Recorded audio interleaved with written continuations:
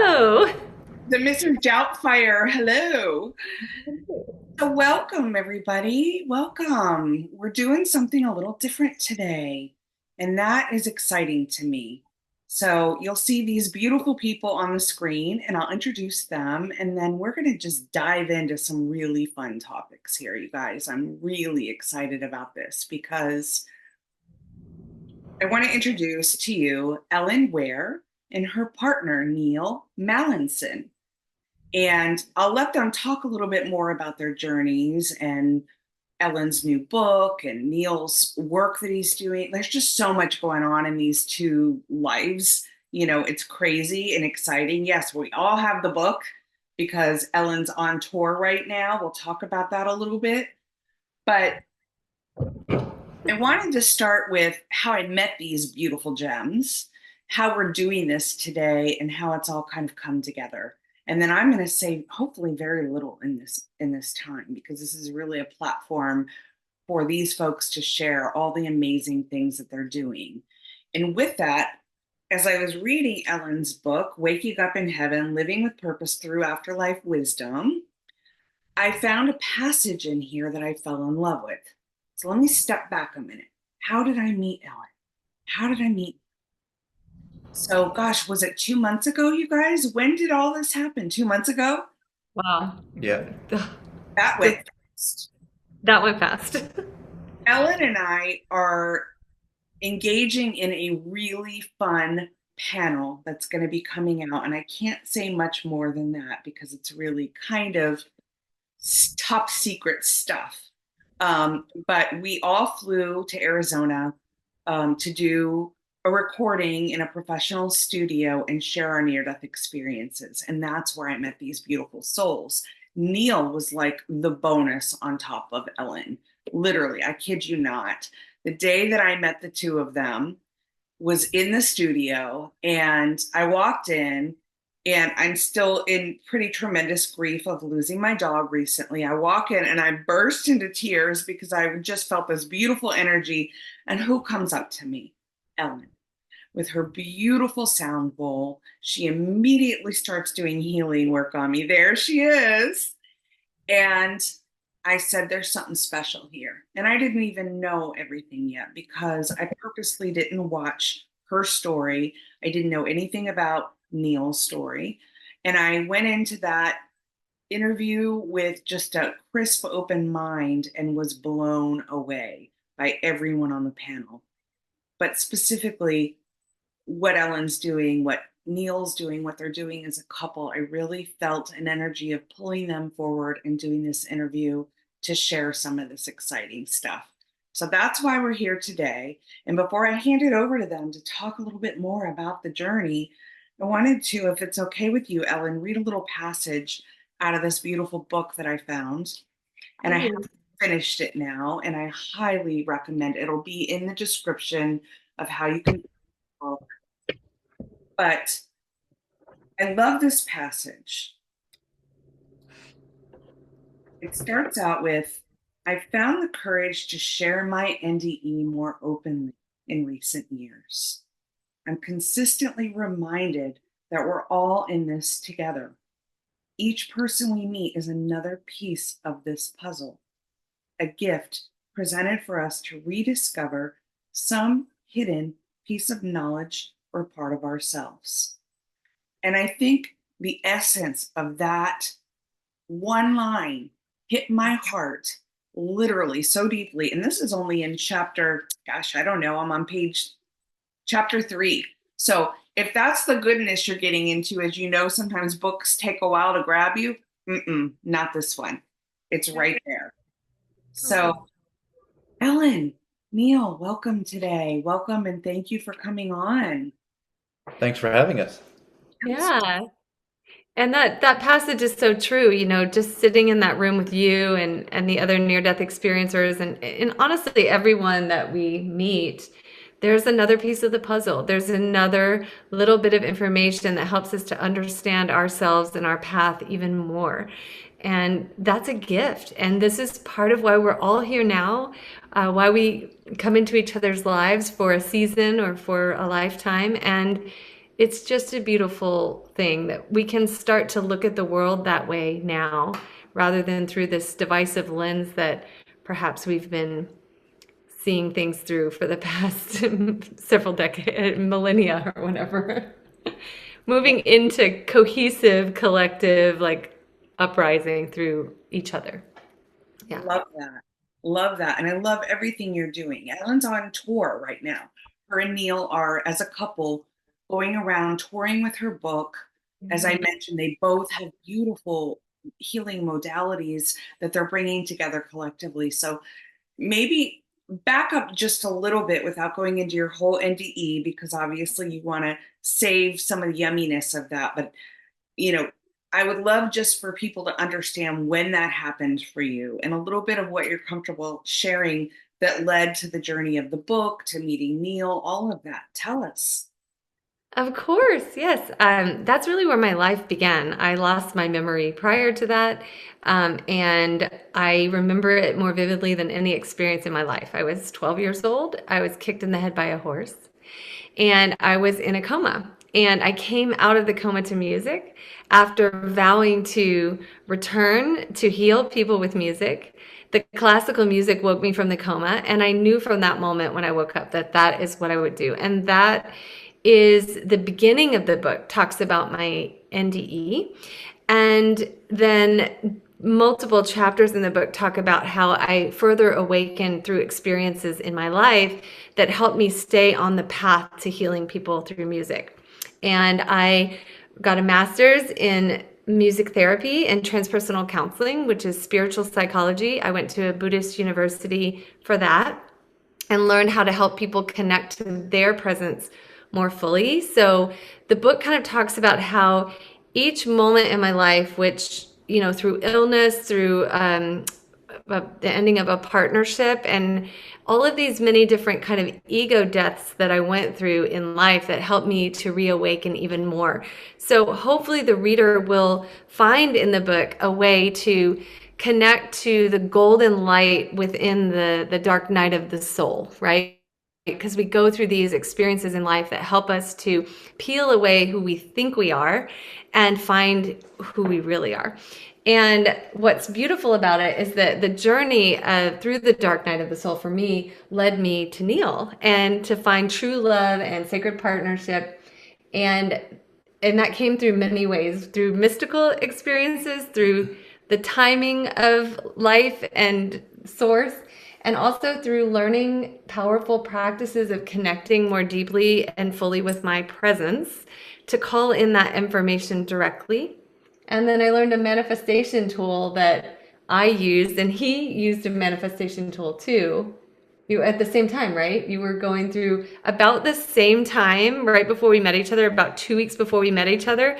I was working on a manifestation practice called love mapping, and you were. I did the 21-day Deepak Chopra abundance meditation. Yeah. It was 21 days, and then 10 days after I finished it, I met Ellen.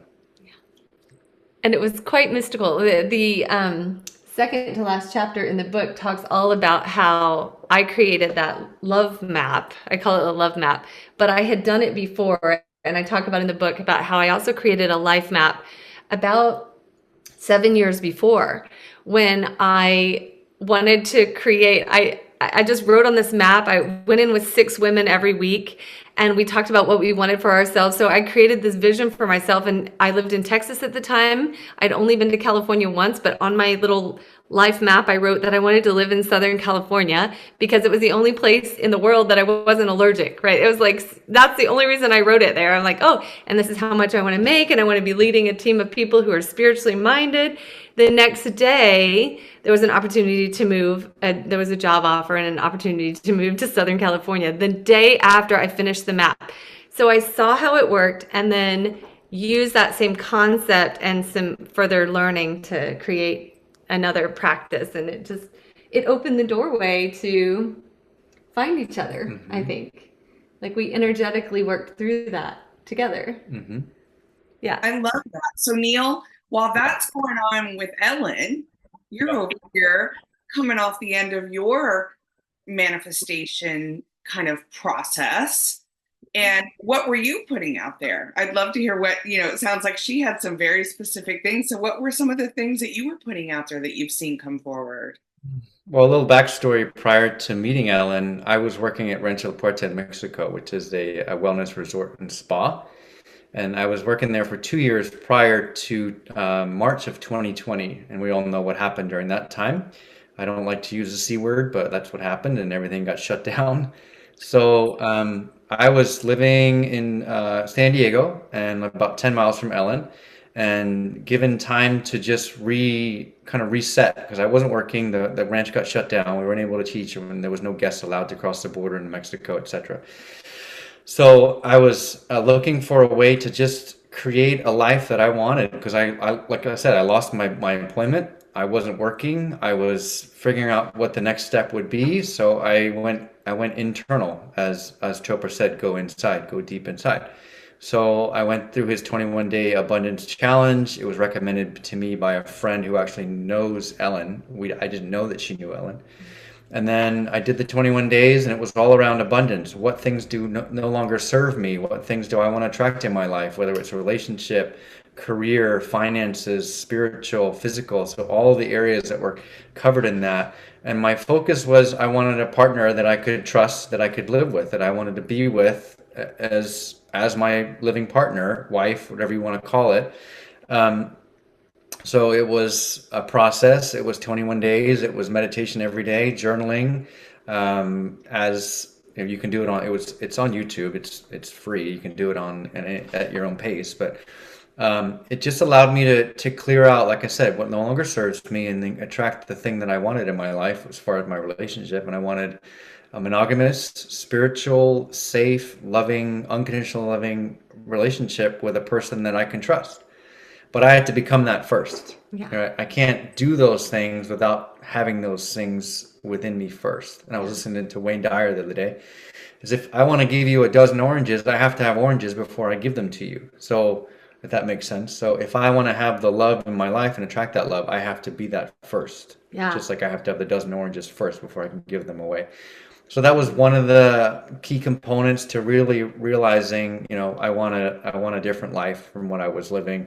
I was living in Mexico for 4 days and living in San Diego for 3 days. So I had essentially two different lives, by environment. And it was 2 years of that, and it got tiring after a while, commuting to Mexico every week. And Mhm. I loved it. Don't get me wrong. I loved the people I met, and I loved the work that I was doing. I was doing meditation, breath work, leading hikes, teaching. My background is in fitness, so I've always been intrigued by and engaged with movement, body movement, and understanding how well to improve people's movement. And that's what I was doing. But then it was all came to a halt during that 2020 shutdown. And I had to sit quietly and shut everything down and sit in stillness and realize, okay, my next phase of my life is with a partner that I want to be with, that I want to share my life with. And like I said, 21 days of the Chopra meditation. And then 10 days after that, literally on the 10th day after that, which was May 14th, 2020, Ellen and I met for a blind date in Moonlight Beach in Encinitas, California. And the rest is history, as they say. Yeah. I love too that you talked about how you had to find that in yourself. That was a big part of my journey too in manifesting was that I chose to love myself unconditionally, unapologetically, be me, and really step into my spiritual voice, which I had been hiding for so long. And so I think like 14 days before I met you, when I was completing this map of what I wanted in love, right? I jokingly like put a little ring on my finger and married myself, and then sent a little text to my friend, said, "Oh, I'm marrying myself. I decided I'm enough." And so I think that self-love is a huge part of manifesting and kind of being what you want to attract. Yeah. I love that. I love the whole story of the two of you. And, you know, as sweet as they appear on screen, they are in real life. Like, this is not, which is why I'm sitting here with them. I mean, I spent 2 days with them in an intense situation, all of us sharing a lot of very raw stuff. And although Neil does not have his own near death experience, the way he held space and loved all of us through that, it was really sweet to look out into the audience while we were recording and see Neil just tear up when he would see all of us react. Neil, tell me a little bit about that. Like, being on the outside, peering in, not having your own near death experience, but having such a profound spiritual connection. Do you feel like being around the people who have had near death experiences, Ellen, and those like us, um, offers your own experience some kind of shift? I would love to hear that. Yes, to answer your question, I did feel a big shift when I got to see there were four of you on the panel. Four, is that correct? Four or five? Bye. Five of you on the panel plus a doctor, and I don't want to give all the details away as Kelly had said. But it was, for me, it was very comforting to see Ellen with people who have had experiences like her, because I'd never seen that before. I'd never seen others that have experienced what Ellen has experienced. There were different stories, different situations, but all of you had near-death experiences. And prior to meeting Ellen, I had never met anybody who had had that experience. So seeing five of you at once not only was like blowing me away in the respect of like, wow, these people are open, they're vulnerable, they're sharing their story without really just being honest and open, which was huge because Ellen does that too. So it made me feel safe to know that Ellen was in the company of people who can relate to her. It's like meeting people who speak the same language or are in the same community. So it was really wonderful to witness it. And I get emotional now just thinking about how you guys put yourselves out there. You were being interviewed, and you were totally and unabashedly just honest and open about everything that you were saying. And there was no way for anybody to make up those stories. You can't make up that kind of thing. It doesn't happen.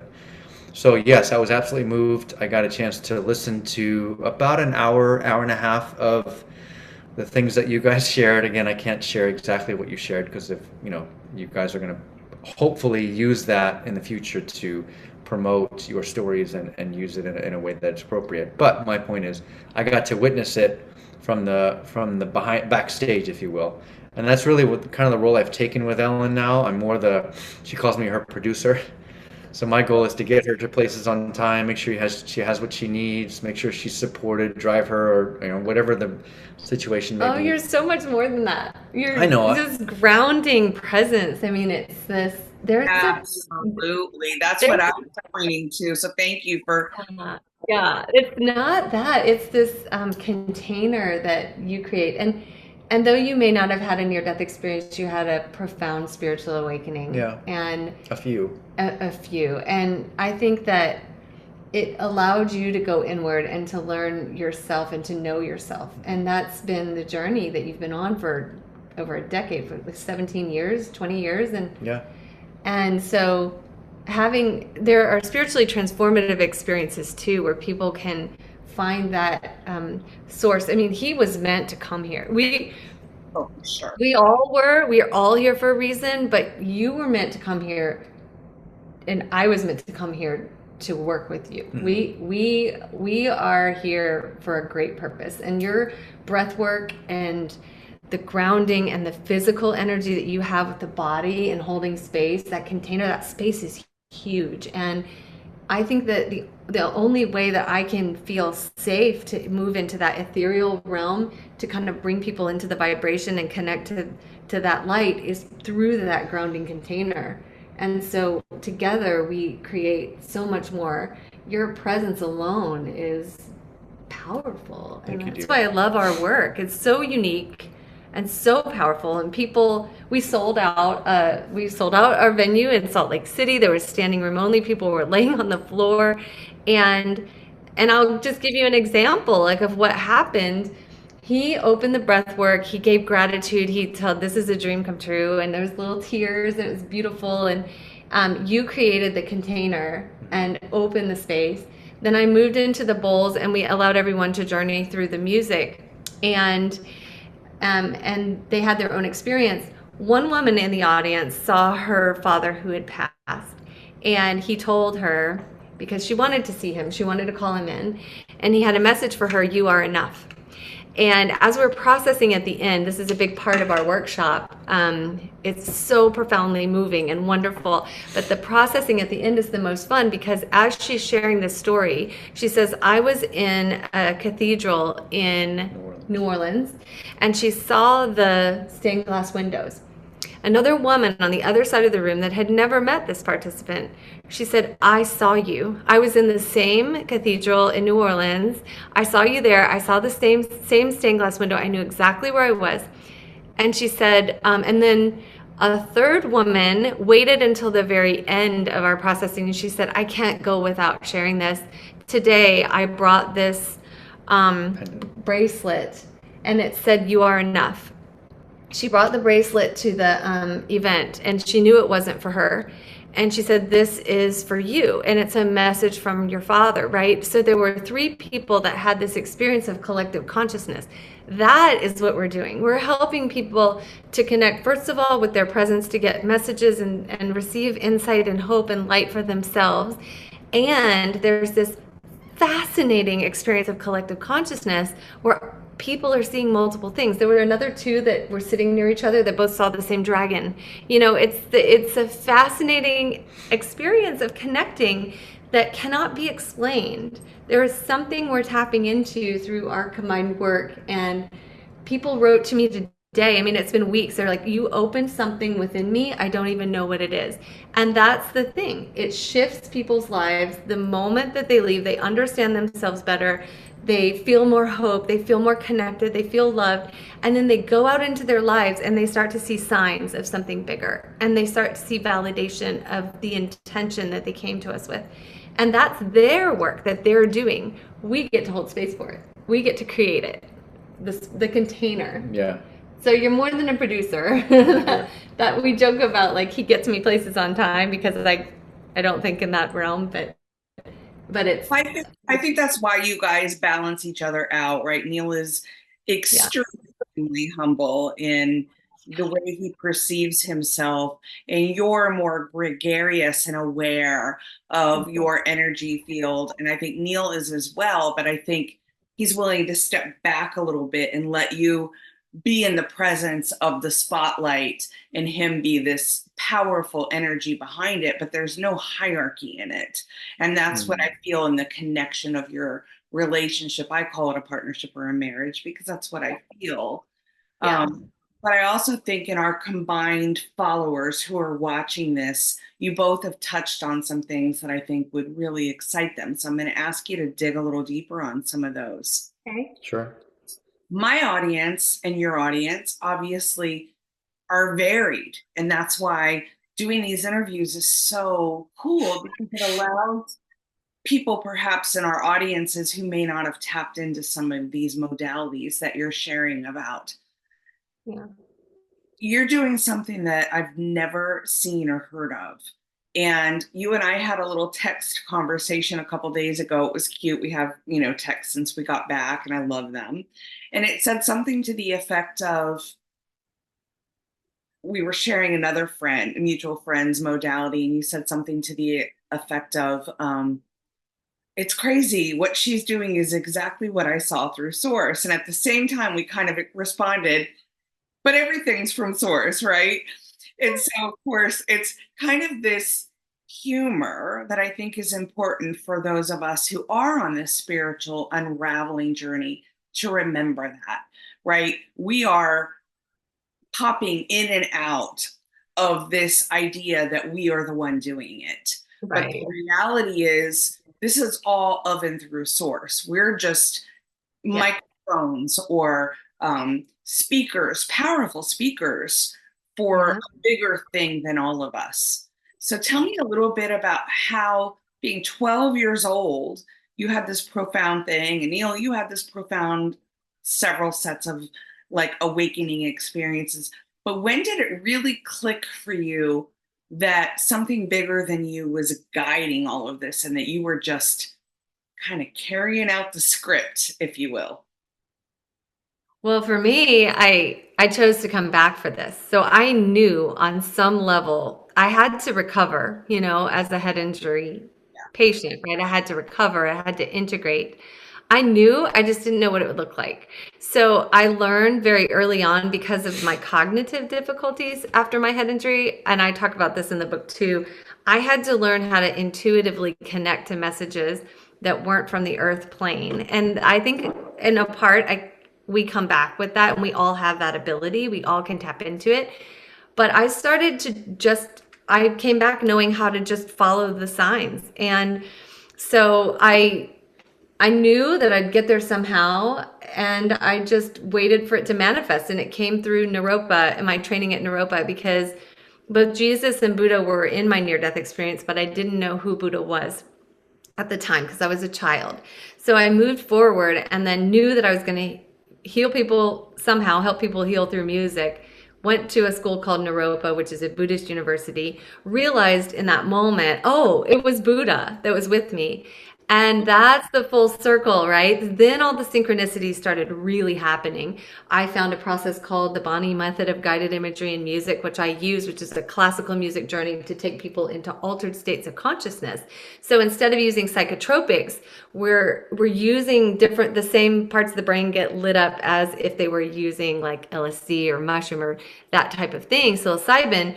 However, we're doing it with music. And so the studies on that are fascinating. But for me, when I went through that process with my teacher, my instructor, Lori Rugenstein, it was the closest I had felt to heaven since I went there, right? So that it was the closest I'd been to that light. And I knew I had to bring this to people. So that was the first element of my work. And then little things came through like oils and crystal singing bowls and all the things that came to me under mystical circumstances as my life went on, which I also outline in the book. And of course, breath work. So breath work, I learned holotropic breath work at Naropa. Love it as a modality. But when I met Neil, I met someone who can bring people into the breath in a very safe, easy way that's not intimidating. And so for him, with the breath work that he brings in, it's this perfect bridge between, what do you say, the head and the, Well, moving people from their head into their heart. yeah.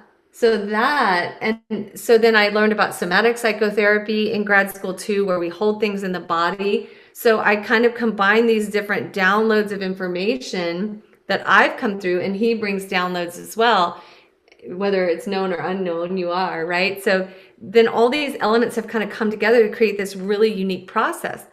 And so you hold the breath, you take them into their body, the somatic experiencing, and I'll let you talk about that in a minute. And then I bridge people into these downloads of light that I see coming through. So I'll see the colors of the light coming through. I'll just allow them to go wherever they go. In a workshop, sometimes they'll go, like once they went to the liver, and I said there was a lot of attention in the liver area today, and a woman started crying in the circle and said that the whole reason she had come is because she was from out of town and she had heard about our work, and she had come because she had received a liver transplant and felt that she was holding the grief of the donor and wanted to clear it in our session. And we didn't know that. We didn't know, we just knew that there was someone in town, and we created the circle because we knew there was someone in town that needed it. And so to hear that was so powerful. And sometimes it goes into people's sinuses, and people will say, well, I came here to clear my sinuses. It always makes sense later. But Right. like you said, it just comes through, right? And then the breath work is it's crucial for the container part too. Yeah. Tell me about that, Neil. Like, sorry, I keep looking out, but I have these beautiful birds and squirrels and all kinds of things going on outside the window. And I wish you guys could see it, but you guys are more beautiful. Neil keeps doing this and smelling. So I want you to talk a little bit about that too. Neil, tell me what's going on with the whole smelling of the hands, because I know, but the followers may not. So when I met Ellen, she introduced me to Young Living oils, and this is an oil called Believe. I don't know if you can see it on there, but Believe and Raven are my two favorite. And the Raven allows for literally like the physical opening of the nasal passages and allows you to breathe more deeply. And then the Believe, it doesn't really take rocket science, but believe in the process, believe in what may happen, believe in a magical process, a spiritual process. So, and this is a factual information. Most people who come to our sessions are female. 90% of people that come to our sessions that Ellen does work with are women. And in my business, in my work, in my fitness world, I work with 95% women as well. So I'm very comfortable with women. I have no, there's no problem when I work with women, if that made any sense. But what I've learned from these oils, it goes right into the limbic brain. This is straight from Ellen's information, Yeah. right into the amygdala through the neuron. And Yeah. a scientist actually won the Nobel Prize around the understanding of how effective these oils are. Yeah. They have to have a very small molecular size to be able to do this, but So we use the power of the oils to go through the limbic brain to get out of the head and into the heart space. So people feel, one, they feel connected, and two, they feel safe. And Ellen's used the word container a few times. yeah. With this type of work, you have to be able to build rapport, and you have to be able to allow people to be safe enough that they can feel the emotions that they have to feel. They may feel exuberance, they may feel extreme grief, they may feel anger, and we can create that space, and like Ellen said, the container to be able to hold whatever may come. Yeah. And with that oil, like this oil is actually quite special for us. If I could get a little vulnerable, I think when we both met each other, we had this disbelief that this was real. It almost felt when we first met, it almost felt like, wait, this doesn't feel like it's possible to have this kind Good to of be true, right? Too good to be true. yeah. Yeah. And don't get me wrong, we work through our shadow. I mean, it's not there's stuff that's the thing about sacred partnership and partnership in general is that it brings forward things for you to look at so that you can become better through the relationship. And so there are parts of our old self and conditioning that I held and codependence that I was bringing in, and he had his own stuff that he was bringing in to learn how to be in partnership together.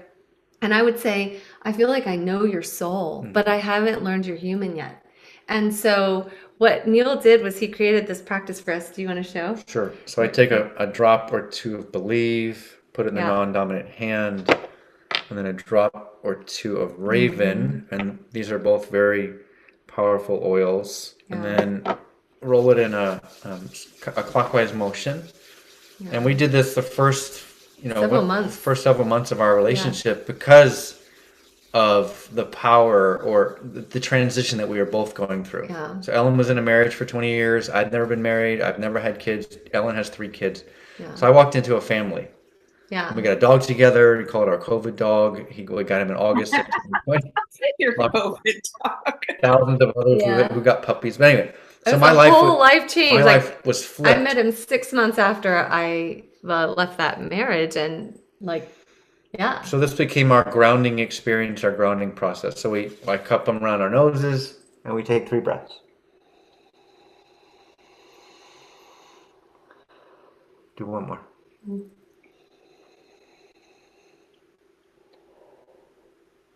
Yeah. So that connects us. And we pair it with positive affirmations. So part of my process before the life mapping manifesting was I was using a collection of 9 oils, and every day I would put them on my body to raise my frequency, and I would give over to source my concerns about my life because I had just left a marriage, like he said, where I identify as like mostly a stay-at-home mom. I didn't know how to be my true self. I was stepping back into myself, learning to love myself.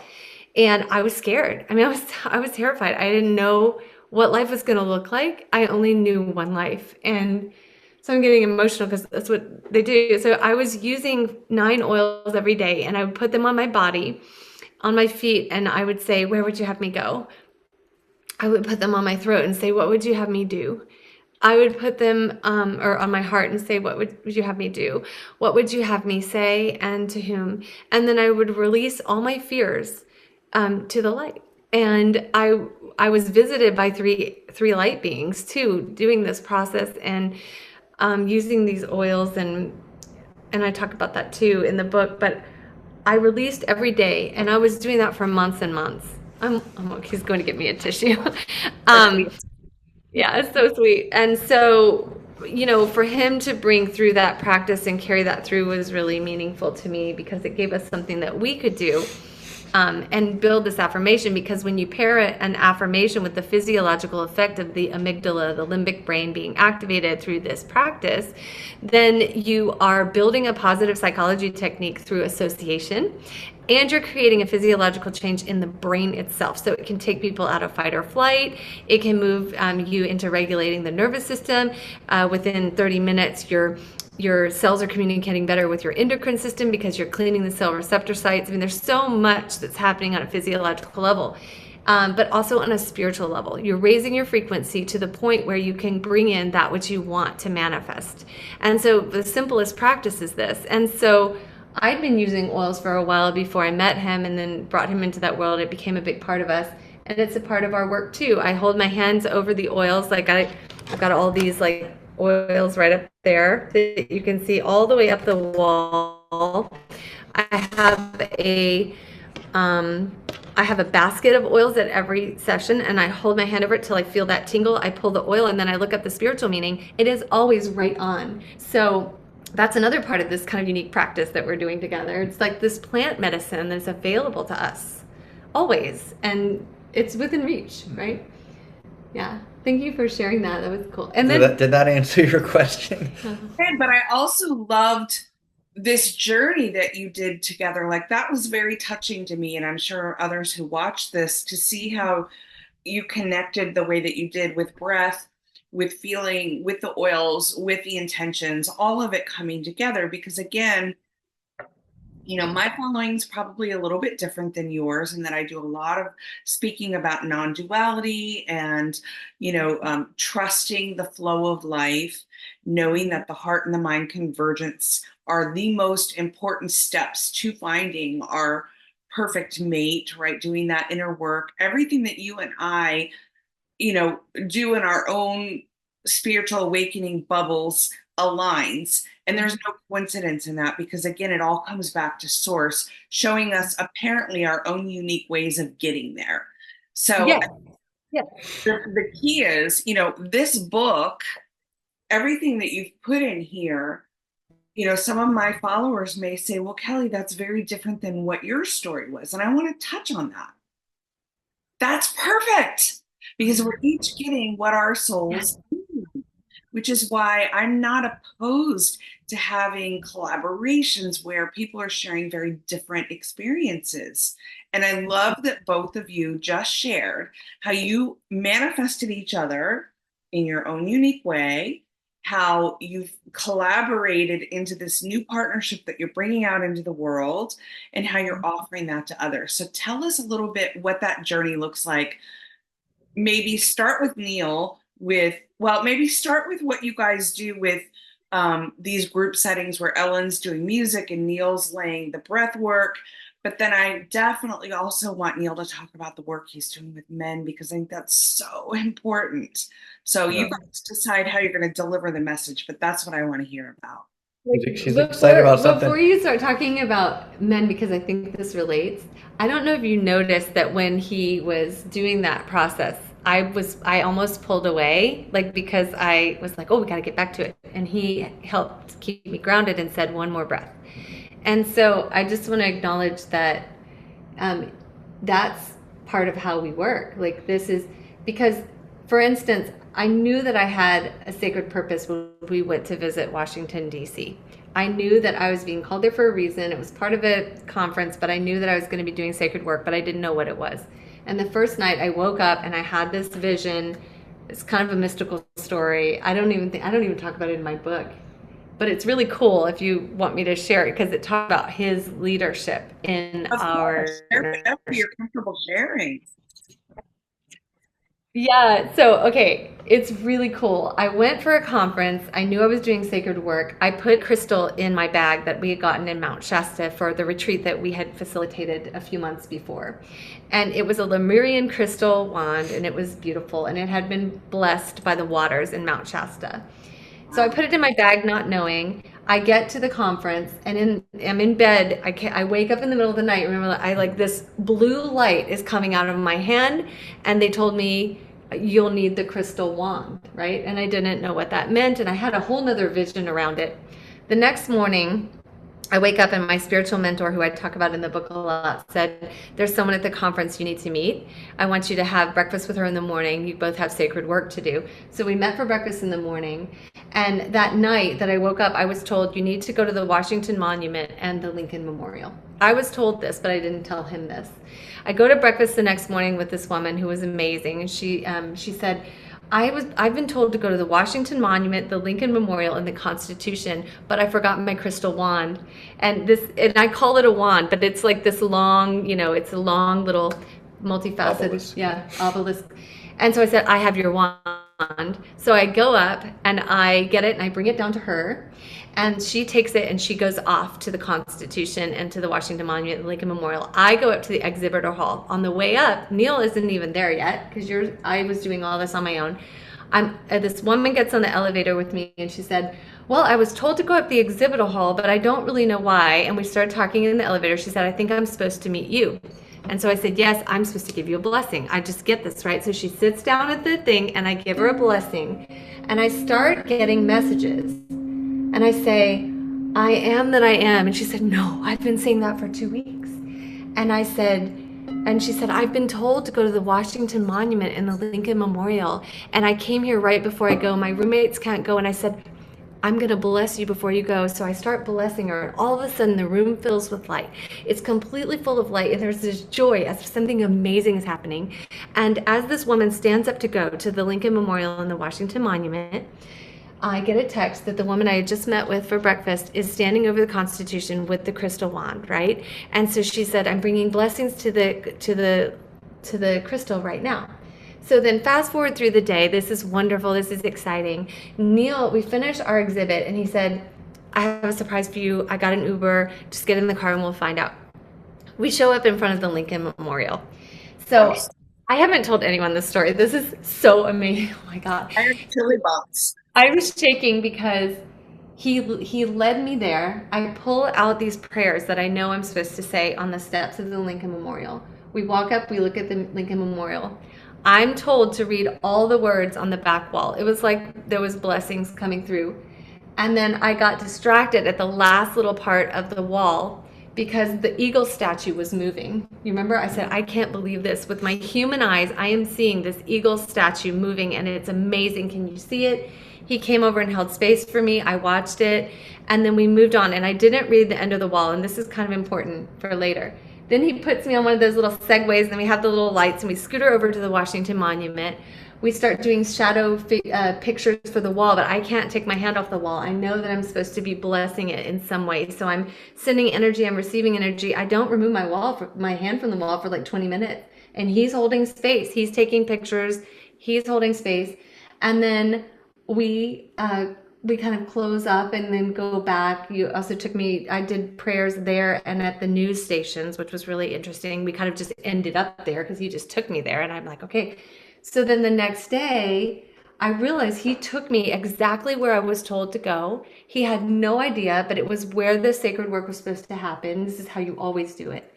Then the next morning, this woman who had been in the Constitution, she said, I was told to show you this. And I could show you right now if I could find it. She took a picture of the last paragraph on the wall at the Lincoln Memorial and sent it to me and told me, I was told you needed this. And so then I was able to complete the reading. And then we go back to Mount Shasta to lead another retreat. It's a sacred water retreat. And I'm told to take that crystal and put it in the headwaters of Shasta so that the codes from, oh, and this is the other thing. I'm sorry, I didn't mention this. Emily, the woman who went for the Constitution and was holding, she put the crystal in the waters between the Lincoln Memorial and the Washington Monument just on her own and let it sit there and then gave it back to me. Fast forward to Shasta again. I put it in the headwaters, all these downloads about how the light, the water codes in across the globe were being activated right then. And that's because you took me there. We somehow know this. And then we went up to Panther Meadows. Mm-hmm. And we carried, so we had a drummer at the front and a drummer at the back, and I had my crystal bowl in the middle, and the whole time was holding that crystal wand all the way up to the top of the headwaters.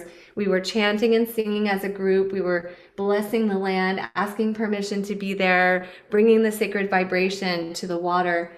And it's all through this like powerful leadership that you just know exactly where to go. And it just works so well. I love it. And I just wanted to say, because your work with the Mankind Project Yeah. and with men has, I think, amplified that ability in you to trust yourself. Hmm. Yeah, like I said before, when I trust myself, she can trust me. Like I said with the manifest or the 21-day abundance challenge, it was an opportunity for me to say, what do I really want in my life? And am I going to be guided by source, the universe, whatever you want to call it? So thank you for sharing that. I used to live in DC, and that was one of my favorite places to go was the Lincoln Memorial and the Washington Monument in the wintertime because there was nobody around. I would walk the mall and walk from one side to the other. So it was a really sacred place for me and a great place for memories. But I want to go back to your question about my process and what we do with the breathwork and bowls. Is that what Yeah. you? And the Yeah. man, And then also, I would love to hear from you, Neil, about your men's work. Like, so you guys do some of this work together, unified, but then you also have your own work that you're off doing, which, gosh, I really want you to touch on that because I personally think when you told me this, I don't know if you remember, I teared up and I said, this is so important. Men Mhm. are not given yeah.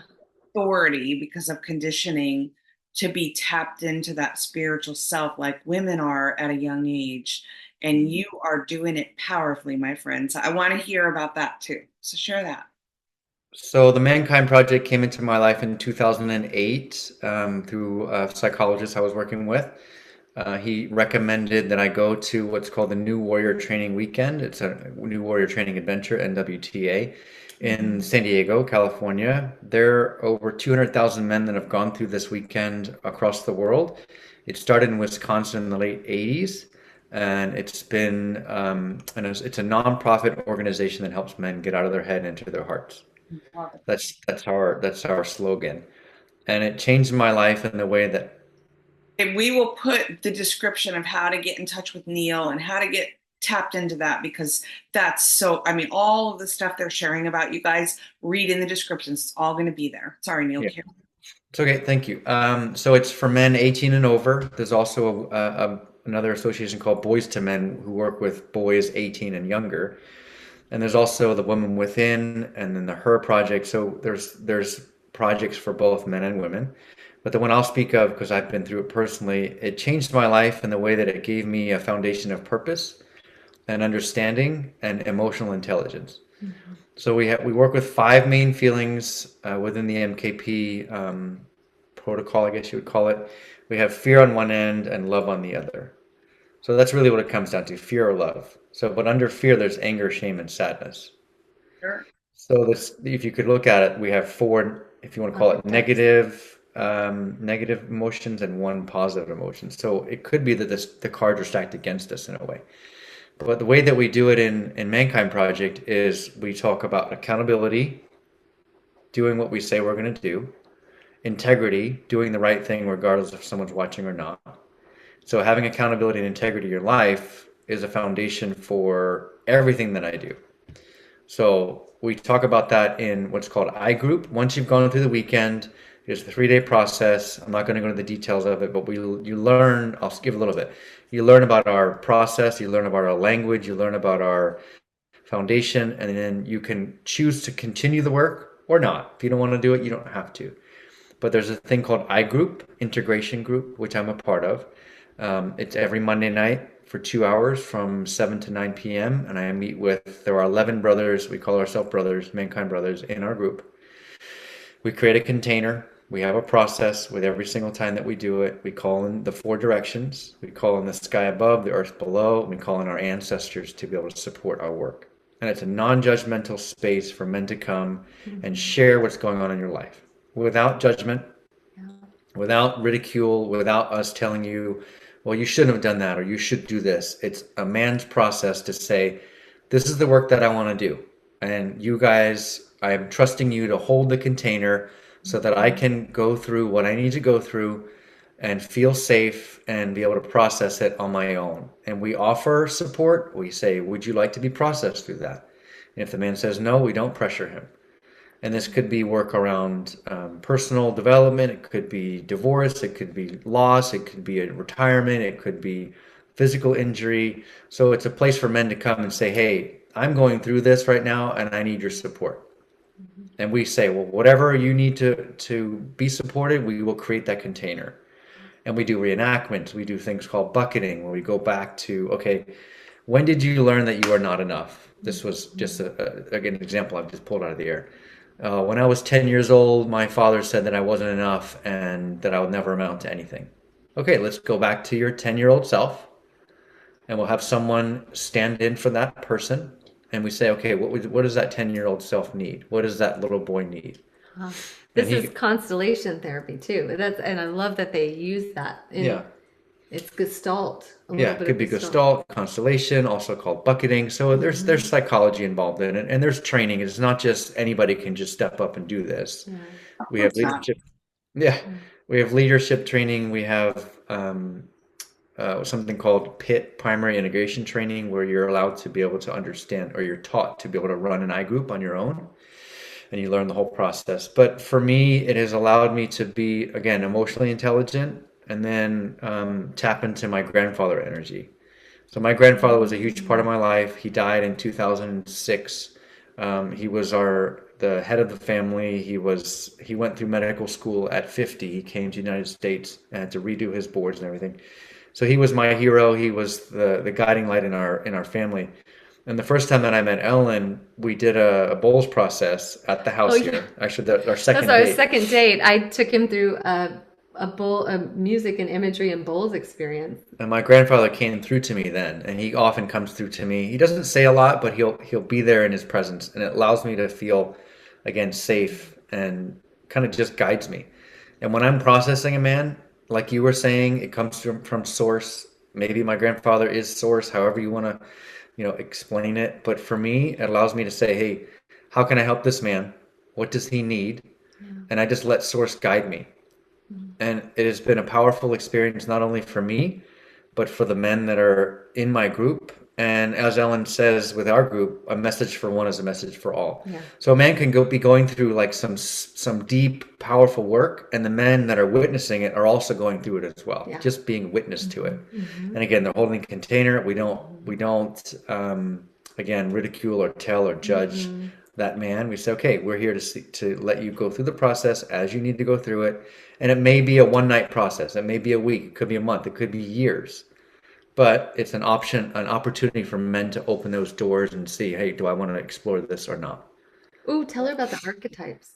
So within the archetype, within the Mankind Project, we talk about the four archetypes. There's King energy, Warrior energy, Lover, and Magician.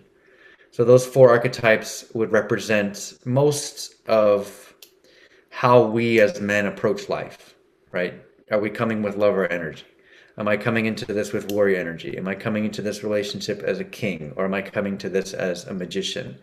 Am I playing with my shadow with this? We talk about the leaden side and the shadow side, or the gold side and the leaden side. So my gold side is to create loving relationships, unconditional love that everyone is accepted and everyone's loved. My shadow side is to sabotage and destroy those type of relationships.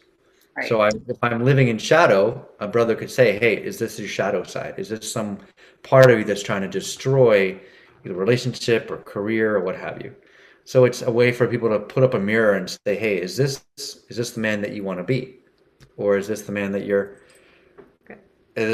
you're avoiding, or is this the man that you're working towards?" So we call each other out, and we get to know each other very deeply, and it's again, it's a very powerful process. So I bring some of those tenets into the breath work that we do.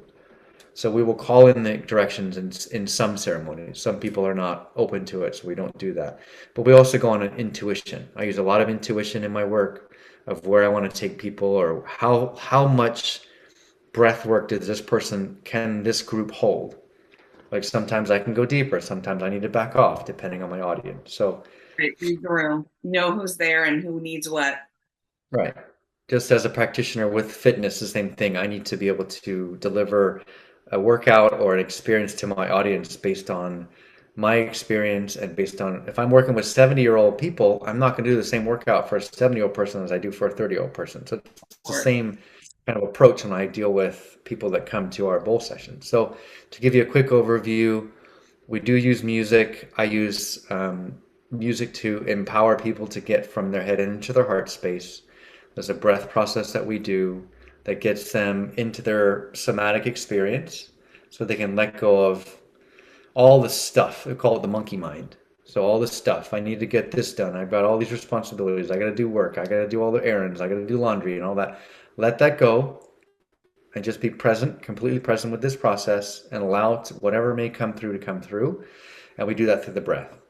And then from there, once we've gone through a few rounds of breath and people feel, okay, I feel like into my body, I know I'm safe. And then Ellen takes people on a journey with her crystal bowls, and she uses classical music that is specifically designed to take people on journeys. It's a really powerful process. And prior to meeting Ellen, I had done work with myself with breath work and meditation, but not to the extent that we combined together. So it was a marriage of my work with Ellen's work, and people really love it. I don't question it. I have to believe that it's worthwhile and it's the work that I'm here to do. Yeah. So We're trying to make this our full-time gig. Like that's what the tour is about. It's about the book initially, but it's more about the work. It's about getting to do the work that we do with people to see it's so joyful. mm-hmm. People's lives. I love that, when I saw you, you were getting ready to start this tour. And I said, more power to you, girl, because this has never been, it's one of the reasons I personally, after 15 years, have not published a book.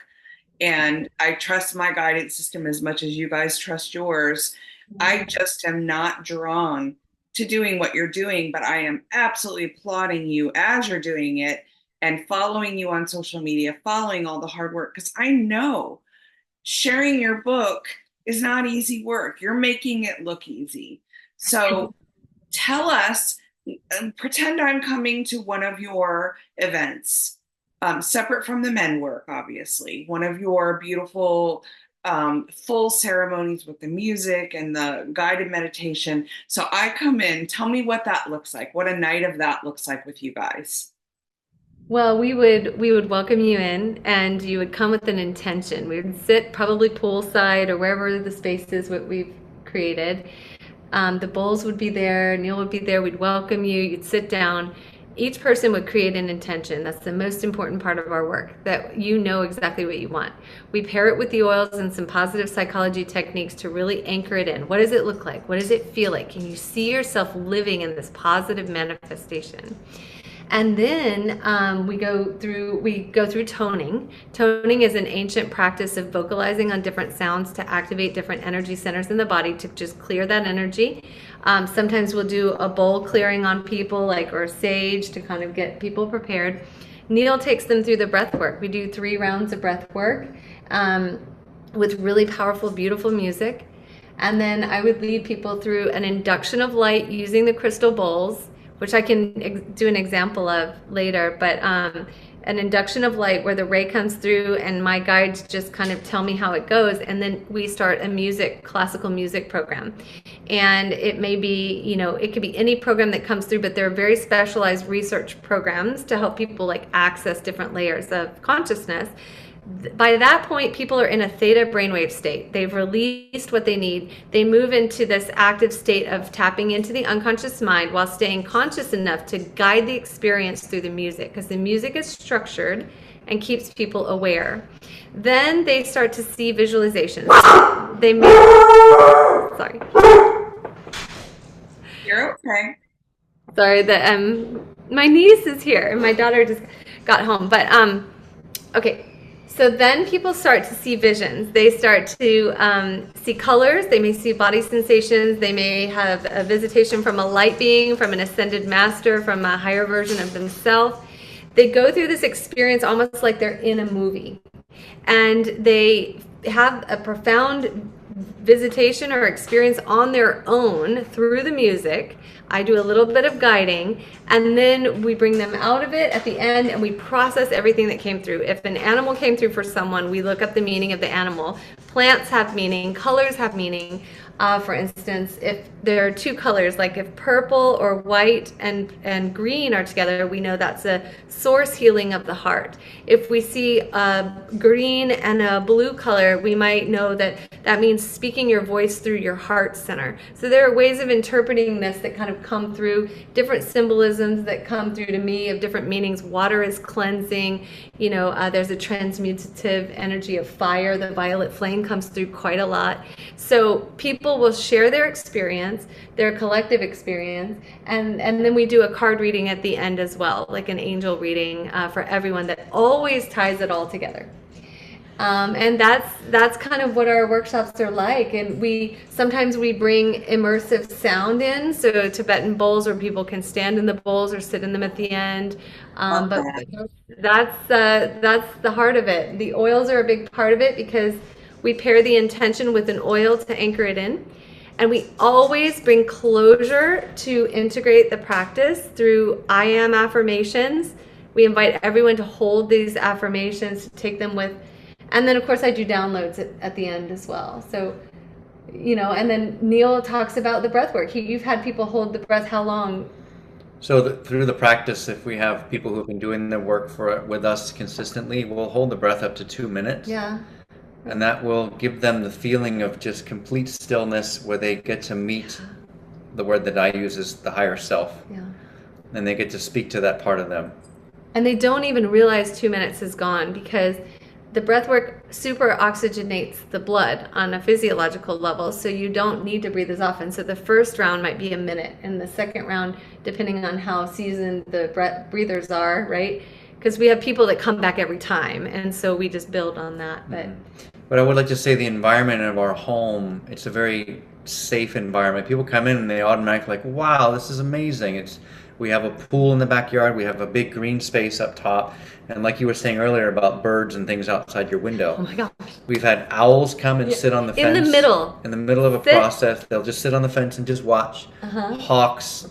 The Roadrunner. Roadrunner, I'll tell that story in a second. Yeah. We have birds that love the sound of the crystal bowls. They just love it. And they just start singing when we do an event. And they sit on they come and sit and join the circle, like just from a short distance away. Yeah, so I'll share this brief story. One morning I was walking through the kitchen. It was a morning of one of our breath and bowl sessions. Yeah. And I look out the back door and a Roadrunner comes running past the door. And I used to see Roadrunners in Mexico all the time. Never saw one. And I'd never seen a Roadrunner in this part of San Diego prior to that, nor since that day. So I said to Ellen, there was a Roadrunner. I was there. You showed it. We saw it. She saw it. So we didn't think about it. And then at the end of the circle. Yeah, at the end of the circle, I shared that this morning there was a Roadrunner. I was sharing to the people in the circle. I was like, today we saw some amazing animals. Yeah. You may have heard the birds, etc., etc. But this morning there was a Roadrunner that came through, ran through past the window, and then Ellen can tell the story about it. Yeah, so we always acknowledge the animals that come through. So we look up the spiritual meaning. There's a book that we use. I learned that at Naropa. And so we look up we're starting to look up the spiritual meaning, and the woman in the front, she's, oh, that's why I came. I wanted to know my mother-in-law was okay. And her mother-in-law had been in hospice, and the only thing that brought her comfort was a Roadrunner that came to the window every day. So she said, this is my sign that my mother-in-law is okay. And so we always know, and we acknowledge, and we hold, like, that's very sacred, any animal that comes through.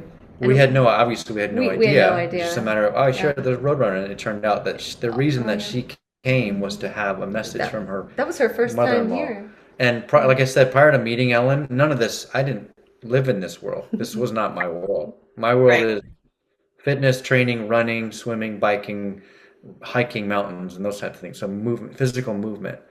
But it's been an amazing transition for me to be able to help people still moving, but they're still. They're moving their breath. They're moving their lungs. They're moving their rib cage. They're moving their heart space.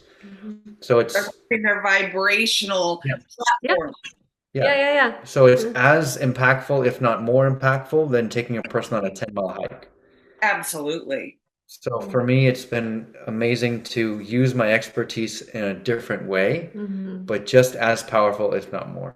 Yeah, it's so So we cool. so we've been talking over an hour now. I know it goes really, really fast. And there's so many more nuggets. Maybe we'll come back and do a second interview at some stage when the book tour settles down. But I want you guys to get this book. I want you to follow Ellen and Neil. I'll put their social media connection points in the descriptions below. But I would love a couple things if we could, as we tie out. I would love, Ellen, if you could maybe do a little bit of music for us as we Yeah. exit out.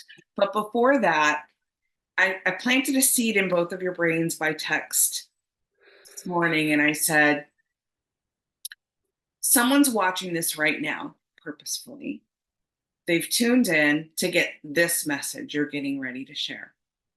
And I would love each of you to share if you hadn't had a profound awakening, and this moment was your first moment, but you knew there was something you could do with it based on the future self that you're now aware of. But there's only one thing you can bring forward. Ellen and Neil, what would that one thing be? And it's not a person, it has to be something that you feel someone could connect to for themselves. Because all of us would love to have an Ellen and a Neil in our lives sitting right next to us. And they'll get there. But what's the one thing, if you could tell them to grab a hold of it and start going, what would it be? Well, what I witnessed on the other side, and a huge message that came through, is that we create our reality. And our mindset holds us in a pattern that we believe about ourselves. And so, in working through mindset and working through the discernment of thoughts, and actually consciously shifting our thoughts and having an experience that takes you out of your thoughts so that you can be in an experience of connecting to light, whether it be through meditation, whether it be through this or through music or creative process. Moving out of the thinking mind in order to connect with that light and realize your creative power, I believe, can shift everything about life. And I also believe that we often look outside of ourselves for answers rather than looking to ourselves. And by getting out of the thinking mind, we can move directly into that wisdom that we are, that source energy that we all are, and we can create that which we want to manifest on this earth. And we can continually rise through connecting to that presence rather than seeking outside. And also, rather than believing our thoughts. This discernment of thoughts is such a powerful practice. So that'd be a big one for me, is that the wisdom that you hold. You have everything that you ever needed and ever could need to shift your life right now. All Wow. right. It's a I tough get one to follow, but I know you've got it in you. I get to follow that. So I wrote down two quotes, and I'll share the first one. The present moment is my salvation.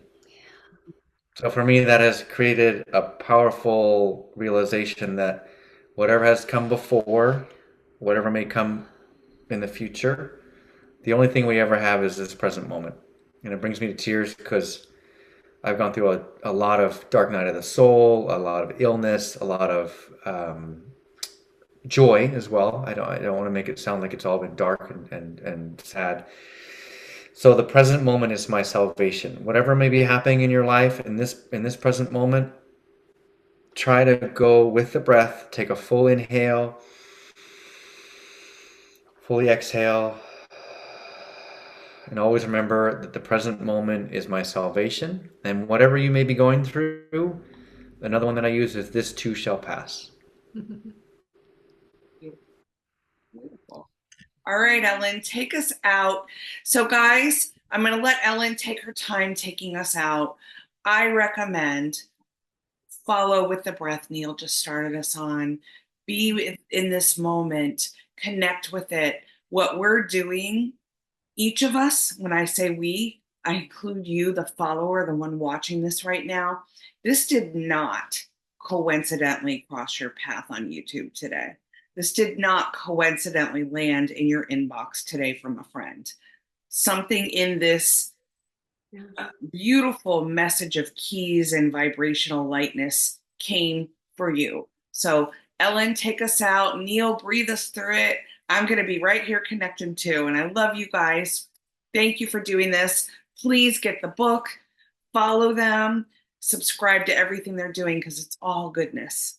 Thank you, Kellen. We're honored for this time. Thank you so much. Thank you. So just continue to go with the breath, as Neil mentioned. Allow your exhale to be twice as long as the inhale. And invite any and all thoughts to leave with the breath. So for that split second, your mind is free and clear. Imagine that perfect version of you just above the top of your head. It knows you at your core and loves you unconditionally, completely connected to Source. Feel the light and love emanating from this powerful presence as you invite that light to start to flow around you.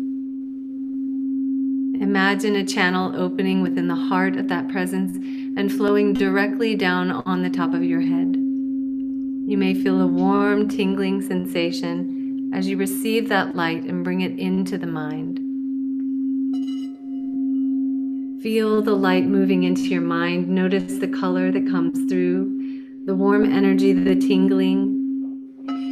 See the light traveling the channels of the tissues of the brain, connecting the points of light within the tissues of the brain, lifting your mind into the consciousness of the higher realm, as if this loving wisdom is pouring in, perhaps even seeing patterns and connections between the cells and the tissues of the brain, creating new patterns of awareness.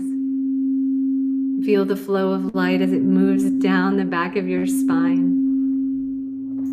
Feel a spiral energy as it moves into the depths of the spine, pulling out what no longer serves. Holding your closed eye gaze, looking at the back of your third eye now, imagine an intention that you'd like to bring through with this blessing. See it happening in this moment. It is done. Feel the vibration and action behind your closed eyes as the light flows behind them. Feel an expansion in your third eye.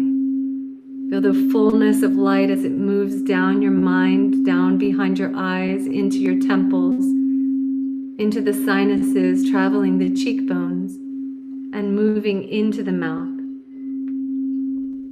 Becoming a luminous light presence, see the water element within your body responding to this light and becoming the transportive element of this light. Swallow it down. Feel the light moving into the base of the neck, filling the hollow at the base of the neck, opening the throat, softening to the voice, charging the voice with that higher realm consciousness.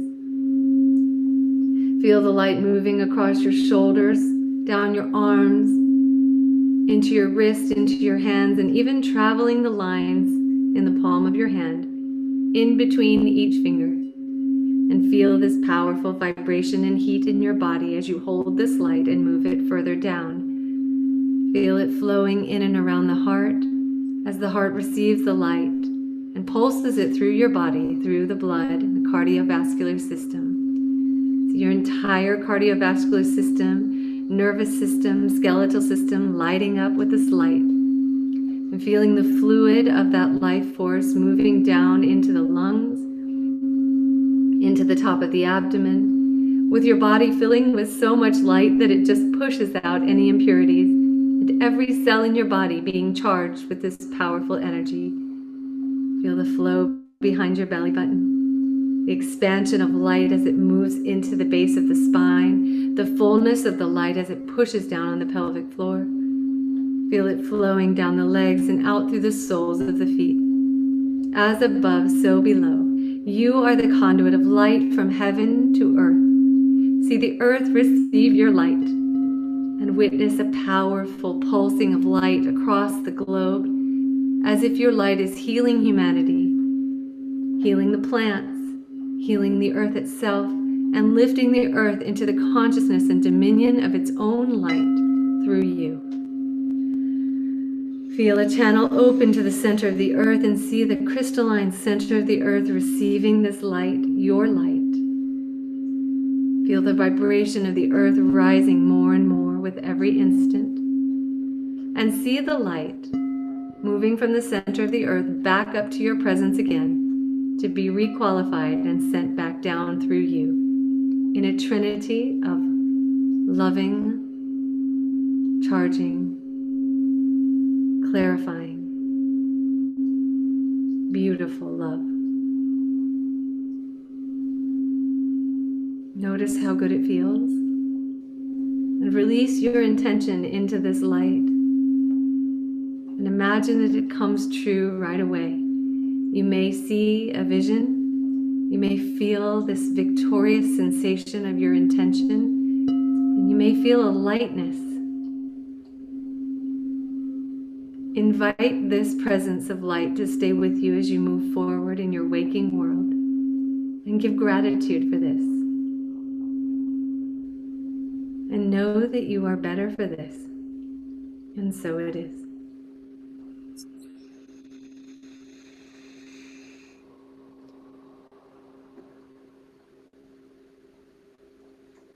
Thank you. That was beautiful. I hope that the music comes through. I could hear it. It's really cool how the harmonics want to change the vibration with the Zoom. So it'll be interesting to see how it comes through. But you guys, like I said, what the two of these folks are doing in the world, I call them ambassadors of light. But it goes deeper than that. And I really, really do invite you to explore what they have to offer. Ellen didn't even touch on her near-death experience in this time. And there's a reason for that. You're meant to read about it. You're meant to read about her journey. And I'm not just doing this to sell a book. It's important stuff. She lost her whole memory and then came back into this world. So it's very different than other near-death experiencers because literally her slate was like brand new, like a newborn baby, learning to walk, talk, all of that all over again. Yeah. Thank you guys. Neil, for sharing so vulnerably something so powerful that our men deserve to have and our young boys in this world. So thank you for doing that. And Ellen, go out there, girl. Keep selling that book. Keep letting Neil hold the space for you. But Neil, you are much more than the producer. You are part of the puzzle. And I love you both. Thank you. We love you too. Thank you so much. Thank you for this time, Kelly. Really appreciate it. Of course, much love.